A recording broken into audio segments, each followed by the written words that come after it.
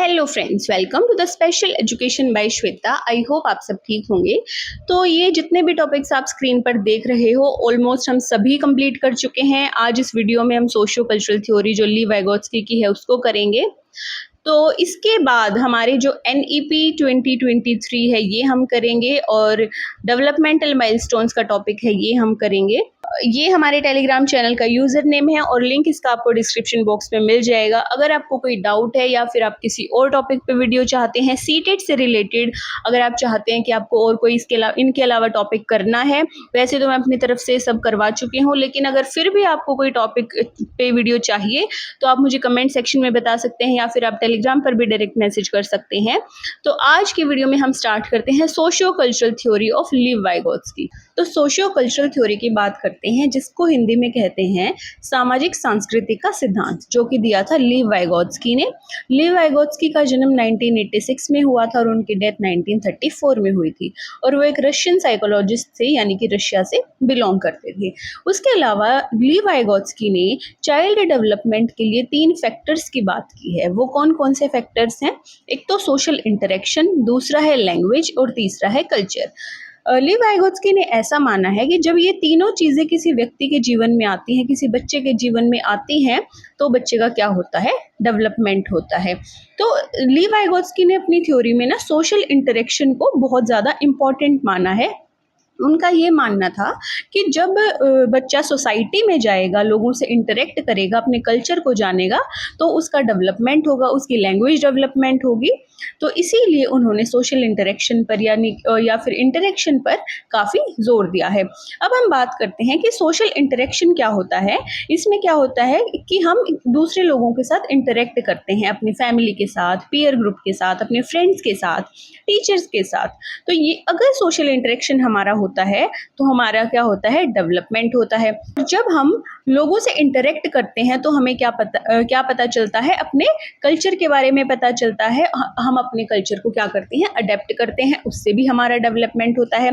इसके अलावा इंटरेक्शन के थ्रू ही हम क्या सीखते हैं? लैंग्वेज सीखते हैं। जब हम दूसरे लोगों से मिलते हैं, बातें करते हैं, तो हमारी क्या है? लैंग्वेज डेवलपमेंट होता है। तो यहाँ पर जो सोशल इंटरेक्शन है उसको ली वाइगोत्स्की ने काफ़ी इंपॉर्टेंट माना है। तो जब बच्चा लैंग्वेज सीखता है तो स्टार्टिंग में वो कैसे सीखता है? इमिटेट करके, यानी कि जो वो दूसरों को बोलते हुए सुनता है वो उन चीज़ों की नकल करता है। ऐसे उसकी जो लैंग्वेज डेवलपमेंट है वो होती है। और जो लैंग्वेज है वो इंटरेक्शन के थ्रू और कम्युनिकेशन के थ्रू डेवलप होती है। तो ली वाइगोत्स्की ने अपनी थ्योरी में सोशल इंटरेक्शन को काफ़ी इंपॉर्टेंट माना है। इसके बाद इंटरेक्शन क्या होती है? 2 लोगों के बीच होती है या ग्रुप में भी हो सकती है। यहाँ पर हम जब एक दूसरे से बातें करते हैं, मिलते जुलते हैं, वो इंटरेक्शन होती है।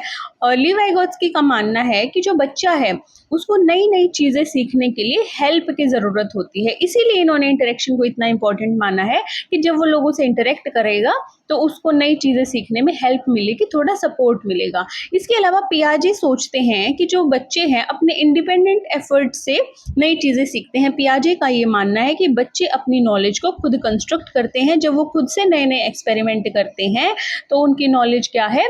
वो डेवलप होती है जब वो सीखते हैं। ठीक है, तो ये दोनों के ऐसे कुछ थॉट्स हैं।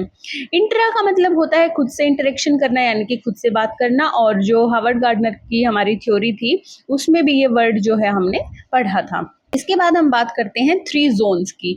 3 जोन्स में जो ये हैं बहुत इंपॉर्टेंट है और यहाँ पर खासकर जो ये हमारा बी जोन है ZPD, यहाँ से बहुत सारे क्वेश्चंस भी पूछे जाते हैं। तो अभी हम एक एक करके देखते हैं। 3 जोन होते हैं A, B और C। A जोन क्या होता है? ZAD, जिसको बोलते हैं जोन ऑफ एक्चुअल डेवलपमेंट। तो जोन ऑफ एक्चुअल डेवलपमेंट इसे क्यों बोला गया है? क्योंकि देखो कुछ चीज़ें ऐसी होती हैं जो बच्चा खुद से अपने आप कर लेता है, अपने आप सीख लेता है, उसे किसी की हेल्प की ज़रूरत भी नहीं होती। ठीक है, वो जब अपने आप से सारे काम कर लेता है, उसे वो चीज़ आती है। ठीक है, जब वो वहाँ पर किसी भी चीज़ की हेल्प नहीं लेता है, किसी की हेल्प के बिना किसी काम को करता है, तो वो क्या होता है? ZAD होता है। यानी कि यहाँ पर बच्चा उस चीज़ को जानता है, यही उसकी रियल डेवलपमेंट होती है। और यहाँ पर बच्चा विदाउट हेल्प अपने काम को करता है। ठीक है, ये था हमारा ZAD यानी कि जोन ऑफ एक्चुअल डेवलपमेंट। इसके बाद हम दूसरी बात करते हैं ZPD की, जो कि बहुत ही ज़्यादा इम्पॉर्टेंट है। इसको आप बिल्कुल भी मिस मत करना, काफ़ी अच्छे से कर लेना, क्योंकि जो ये हमारी MKO, स्कार्फ फोल्डिंग, ये सभी टर्म्स हैं, एग्जाम में यहाँ से क्वेश्चन पूछे जाते हैं। तो अब हम इसके ZPD की बात करते हैं, जिसकी फुल फॉर्म है जोन ऑफ प्रॉक्सिमल डेवलपमेंट। तो यहाँ पर क्या होता है, अगर बच्चा कोई प्रोजेक्ट बना रहा है, हम एक एग्जांपल लेके देखते हैं। बच्चे ने ये एक प्रोजेक्ट बनाया, ठीक है, बच्चा इस प्रोजेक्ट को बना रहा है, लेकिन उसको यहाँ पर कोई प्रॉब्लम आ गई तो उसको छोटी सी हेल्प की नीड है। तो वो हेल्प किससे मांगेगा? अपने टीचर से, अपने पेरेंट्स से, अपने फ्रेंड से। हम यहाँ पर देख लेते हैं कि उसने अपने फ्रेंड से हेल्प मांगी। तो फ्रेंड से हेल्प उसने क्यों मांगी? क्योंकि फ्रेंड को वो चीज़ आती है, इसीलिए उसने फ्रेंड से हेल्प मांगी। अगर उसके फ्रेंड को भी वो चीज़ नहीं आती तो वो क्यों ही उससे हेल्प मांगता? तो यहाँ पर जब कोई छोटी सी प्रॉब्लम आ जाती है और बच्चे को क्या चाहिए होती है? हेल्प चाहिए होती है। तो यहाँ पर वो हेल्प क्या है? दी जाती है। और वो हेल्प कौन देता है? MKO देता है। MKO की फुल फॉर्म क्या होती है? More knowledgeable other. तो ये जो फ्रेंड है, ये कौन है? MKO है, यानी कि इससे ज़्यादा जानने वाला है इस चीज़ को। तो मोर नॉलेजेबल अदर कौन हो गया? फ्रेंड यहाँ पर हो गया, ठीक है। तो more knowledgeable other, friends, teacher, parents, कोई भी हो सकता है। और जो ये हेल्प बच्चे को मिली है, इसमें हम देखते हैं कि बच्चे को ना ये चीज़ ऐसे ड्रॉ करनी नहीं आ रही थी। तो ये जो हेल्प इसने ली है ना, ये जो छोटी सी हेल्प इस बच्चे को मिली है, इस हेल्प को हम क्या कहते हैं? स्कार्फ फोल्डिंग कहते हैं, ठीक है। ये एक छोटी सी हेल्प होती है। इसका एक और एग्जाम्पल हम लेके देखते हैं कि आप एक एग्जामिनेशन हॉल में बैठे हो, आप अपना एग्जाम यहाँ पर लिख रहे हो बैठ के, ठीक है। ये बहुत सारे बच्चे हैं, यहाँ पे आपके टीचर हैं। तो एक क्वेश्चन ऐसा आ गया जो आपको आता है, ठीक है, वो क्वेश्चन आपको आता है, लेकिन आपको थोड़ा स्टार्टिंग से याद नहीं आ रहा कि उस क्वेश्चन को हम स्टार्ट कैसे करें। तो आप चोरी चुपके से पीछे वाले फ्रेंड से पूछते हो कि इसका ना मुझे बताओ कि स्टार्टिंग कैसे करनी है, मुझे 2 वर्ड्स बता दो, फिर मुझे सारा याद आ जाएगा। तो वो जो छोटी सी हेल्प मिल जाती है ना आपको, और फिर आप पूरा क्वेश्चन कर देते हो, वही छोटी सी हेल्प क्या होती है? स्कार्फ फोल्डिंग होती है। और स्कार्फ फोल्डिंग कैसी होती है? टेम्पररी होती है। ये बात आपको समझ आई। इसके बाद हमारा जो थर्ड जोन होता है ZPD, जिसको यानी कि जोन ऑफ पोटेंशियल डेवलपमेंट। ये तो था प्रॉक्सिमल डेवलपमेंट, ये होता है पोटेंशियल डेवलपमेंट। यहाँ पर वो चीज़ें होती हैं जो बच्चे को बिल्कुल भी नहीं आती है। यहाँ पर बच्चे को 100% हेल्प की ज़रूरत होती है, ठीक है। यहाँ पर वो चीज़ें हैं जो कुछ भी नहीं जानता है बच्चा, जिनके बारे में, वो होती है जोन ऑफ पोटेंशियल डेवलपमेंट। इसके बाद हम देखते हैं ZAD में हमें सब कुछ आता है, ठीक है। उसके बाद ZPD में भी हमें आता है, ठीक है, हमें आता है, पर हमें थोड़ी सी असिस्टेंस की ज़रूरत होती है, थोड़ी सी हेल्प की ज़रूरत होती है। लेकिन ZPD वो जोन होता है जहाँ पर हमें कुछ नहीं आता है। ये आपको क्लियर हो गया? इस पर इसलिए मैंने ज़्यादा जोर दिया है ZPD पे, क्योंकि ये काफ़ी इंपॉर्टेंट है। और इस थ्योरी में सबसे इम्पॉर्टेंट चीज़ की अगर हम बात करें तो वो यही है। और यहाँ से एग्ज़ाम में क्वेश्चन आते हैं MKO से, स्कार्फ फोल्डिंग से, ठीक है। असिस्टेंस कहाँ पे मिलती है, फुल फॉर्म क्या हो सकती है, किसने ये ZPD किसकी थ्योरी में बात की गई है, तो ये सभी इसलिए मैंने आपको काफ़ी अच्छे से क्लियर किया है। इसके बाद हम देखते हैं स्टेजेस ऑफ लैंग्वेज डेवलपमेंट। तो इनको हमें ना स्पीच भी कह सकते हैं, टाइप्स ऑफ स्पीच। तो कौन कौन सी स्पीच होती हैं? एक तो होती है एक्सटर्नल स्पीच या फिर सोशल स्पीच। देखो, सोशल को आप याद कर लो सोसाइटी से। सोसाइटी कहाँ होती है? हमारे आसपास होती है, हमारे जो सराउंडिंग में सोसाइटी, समाज जिसको आप बोलते हैं, वो होती है। तो यहाँ पर क्या होता है, आप सोशल स्पीच में, जैसे कि आप सोसाइटी में कोई स्पीच दे रहे हो, तो कैसे स्पीच देते हो? बहुत सारे लोग यहाँ पर बैठे होते हो और आप स्टेज पे खड़े होकर स्पीच देते हो। तो ये मैं याद करने की ट्रिक बता रही हूँ आपको। तो ऐसे आप स्पीच देते हो, तो फिर आप अपने वर्ड्स को डिलीवर करते हो, अपनी स्पीच डिलीवर करते हो, आप उनसे कुछ कहते हो। तो यानी कि जब आप अपने थॉट्स को, अपने इमोशंस को लोगों के सामने पेश करते हो, ठीक है, उनसे बातें करते हो, उनसे शेयर करते हो, तो वो क्या होती है? External speech. यहाँ पर हम बातें करते हैं, रोना, चिल्लाना, हंसना, ये सभी क्या होते हैं? हमारे इमोशंस को एक्सप्रेस करना। ये भी किसमें आ जाता है? सोशल स्पीच या फिर एक्सटर्नल स्पीच में। एक्सटर्नल मतलब बाहरी हो जाता है, यानी कि अपने अंदर की जो बातें हैं, थॉट्स हैं, एक्सप्रेशंस हैं, उनको बाहर निकालना, ठीक है, ताकि सामने वाला उनको देख सके, उनको सुन सके। इसके बाद हमारी होती है प्राइवेट स्पीच। प्राइवेट स्पीच में क्या होता है, हम प्राइवेटली बात करते हैं, अपने आप से बात करते हैं, ठीक है। जैसे आपने देखा होगा छोटे बच्चे अपने आप से बात करते हैं, बड़बड़ाते रहते हैं, तो वो किस में आ जाता है, प्राइवेट स्पीच में, यानी कि खुद से बातें करना। स्पोकन टू वन सेल्फ, अपने आप से बातें करना, सेल्फ डायरेक्शन खुद को देना, सेल्फ रेगुलेशन बिहेवियर इसमें आ जाता है, सेल्फ टॉक इसमें आ जाती है। इसके अलावा ये क्या होती है, वर्बल होती है, यानी कि इसमें अगर चोरी छुपके कोई व्यक्ति आपको देख रहा है तो वो आपकी बातों को सुन भी सकता है, यानी कि ये वर्बल होती है।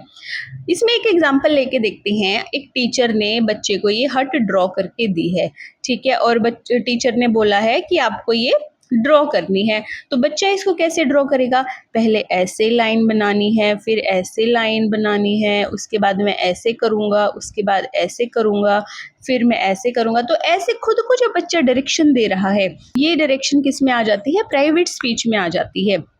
इसके अलावा बच्चा अकेले में बैठा हुआ और खुद से ही कुछ बातें कर रहा है, तो वो भी किस में आती है, प्राइवेट स्पीच में आती है, और ये वर्बल हो सकती है। इसमें से हमारे जो वर्ड्स हैं वो बाहर निकल कर आते हैं। इसके बाद हम देखते हैं इनर स्पीच। इनर स्पीच होती है अपने आप से बातें करना, लेकिन इनसाइड माइंड। जब हम अपने मन में कुछ बातें करते हैं, जब हम लिपसिंग करते हैं, बस हम अपने मुंह से कुछ ऐसे वर्ड्स निकालते नहीं है, आवाज़ हमारे मुंह से नहीं निकलती है, सामने वाला जो अगर कोई बैठा है वहां पे तो वो सुन नहीं सकता है।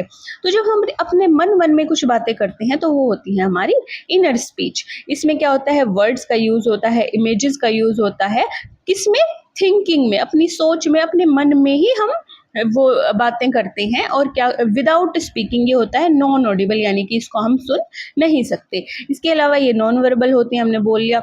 और लिप सिंक इसमें की जाती है। इसके अलावा जो प्राइवेट स्पीच होती है यही धीरे धीरे साइलेंट हो जाती है, और इसी को हम इनर स्पीच कहते हैं। देखो, प्राइवेट स्पीच में बच्चे ने क्या किया, अपने आप को खुद को डायरेक्शन दी, मैं ऐसे करूंगा वैसे करूंगा, उसने खुद से बातें की। लेकिन जब वो धीरे धीरे बड़ा हो जाता है तो वो अपने मन में ये सारी बातें करता है, तो वो क्या हो जाती है, इनर स्पीच हो जाती है। इसके बाद हम देखते हैं कि जीन पियाजे ने बात की है थॉट्स पर। ये जो चीज़ है ये हमने पहले भी की है, तो इसको हम एक बार और देख लेते हैं। तो जीन पियाजे ने बोला कि हमारे मन में थॉट्स पहले आते हैं, बाद में हमारी लैंग्वेज डेवलपमेंट होती है। लेकिन ली वाइगोत्स्की ने क्या बोला कि लैंग्वेज पहले आती है, उसके बाद बच्चे के माइंड में थॉट्स आते हैं। ली वाइगोत्स्की ने ये भी बोला कि ये दोनों अलग अलग चीज़ें होती हैं, लैंग्वेज और थॉट, लेकिन बाद में जब हम बड़े होते हैं तो ये एक हो जाती है।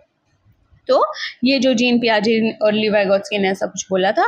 तो ये थी हमारी थ्योरी। सभी थ्योरीज हमारी कंप्लीट हो चुकी हैं। इंपॉर्टेंट टॉपिक्स जितने भी सीटेट के थे वो मैं आपको कंप्लीट करवा चुके हूँ। इसके अलावा मैं आपको अब एक वीडियो में आपको 2023 की एनईपी और डेवलपमेंटल माइलस्टोन्स, ये वैसे इतना इम्पोर्टेंट है नहीं, लेकिन फिर भी अगर आपने बोला है तो मैं करवा दूंगी। इसके अलावा हम आपको अगर किसी और टॉपिक पे वीडियो चाहिए तो कमेंट सेक्शन में बता देना, मैं वो भी आपको करवा दूंगी। अदरवाइज़ अपनी साइड से मैंने सीटेट के सभी टॉपिक्स आपको सीडीपी के कवर करवा दिए हैं। इसके अलावा आपको कुछ भी पढ़ने की ज़रूरत नहीं है। अगर आप इतना भी कर लेते हैं, ये जो पूरी प्लेलिस्ट भी अगर आप अच्छे से कर लेते हैं तो आप काफ़ी अच्छा स्कोर अपने सीडीपी के सेक्शन में कवर कर सकते हैं। तो आई होप आपको ये वीडियो हेल्पफुल लगी होगी। तो वीडियो को लाइक, कमेंट और चैनल को सब्सक्राइब ज़रूर कर देना। मिलते हैं नेक्स्ट वीडियो में।